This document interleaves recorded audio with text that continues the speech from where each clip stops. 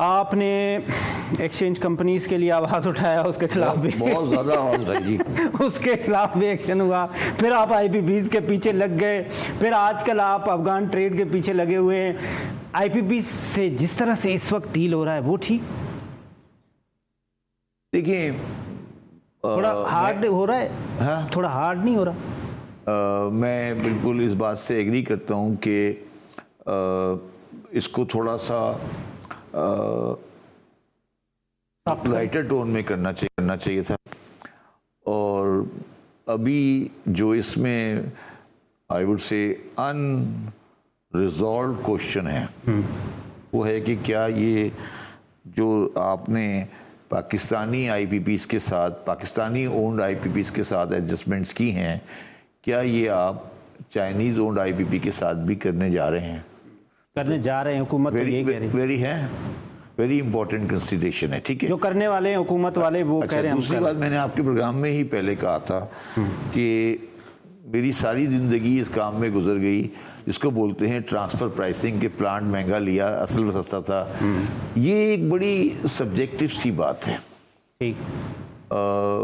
और ये मतलब बहुत मुश्किल होता है किसी केस में इसको प्रूफ करना, साबित करना। तीसरी बात जो है वो ये है कि हमें ये रियलाइज करना चाहिए कि हमारी बेसिक एरर जो है वो आईपीपी में कहाँ पे हुई। हम ये एक्सपेक्ट कर रहे थे या गलत कैलकुलेट कर रहे थे कि हमारी डिमांड 40,000 मेगावाट हो जाएगी, ठीक, जो नहीं हो सकी। 40,000 मेगावाट नहीं हो सकी, हम 25 पे रह गए। तो 15,000 का जो रौला है वो 15,000 का ही है ना, कि उसके फिक्स चार्जेस आपको देने पड़ रहे हैं, ठीक है। तो अब वो जो आदमी सॉवरेन गारंटी लेकर आया था उसकी, वो क्या करे?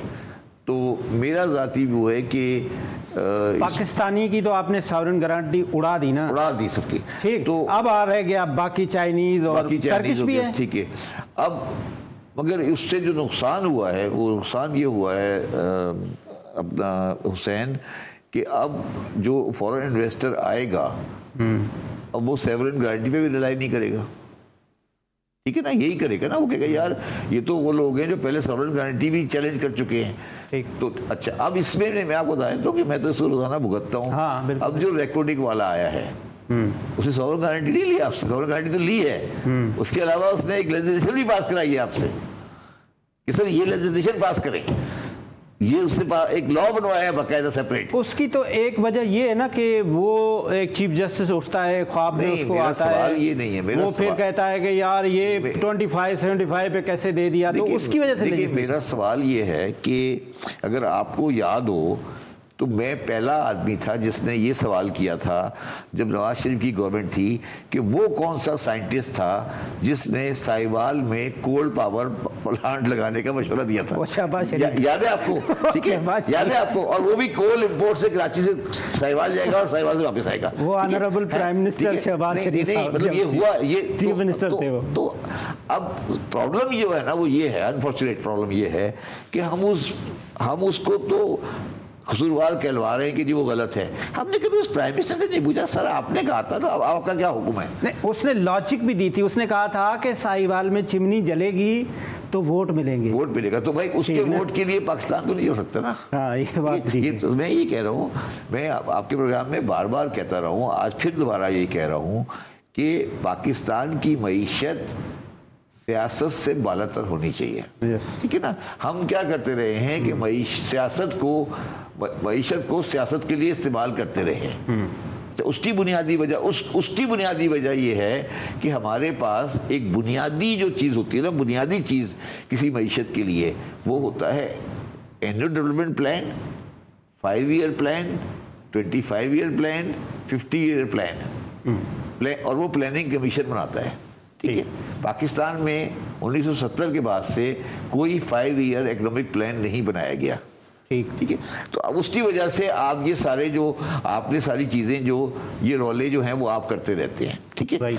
अच्छा, coming back to stock exchange में एक बात, यहाँ एक और बात कहना चाहता हूँ कि स्टॉक एक्सचेंज में हो सकता है बिल्कुल पॉजिटिव इंडिकेशंस की वजह से करेक्शंस आ रही हों उनके वैल्यूज़ बढ़ रही हों, ये चीज़ें आगे पीछे हो रही हों, मगर पाकिस्तान की तारीख हमें बताती है, राइट, पाकिस्तान की तारीख को अगर मैं स्टडी करूँगा तो पाकिस्तान की तारीख हमें बताती है कि स्टॉक एक्सचेंज की बढ़ना और घटना बहुत दफ़ा इकोनॉमी से रिलेट नहीं करता और वो सेंटीमेंट्स चेंज होते हैं।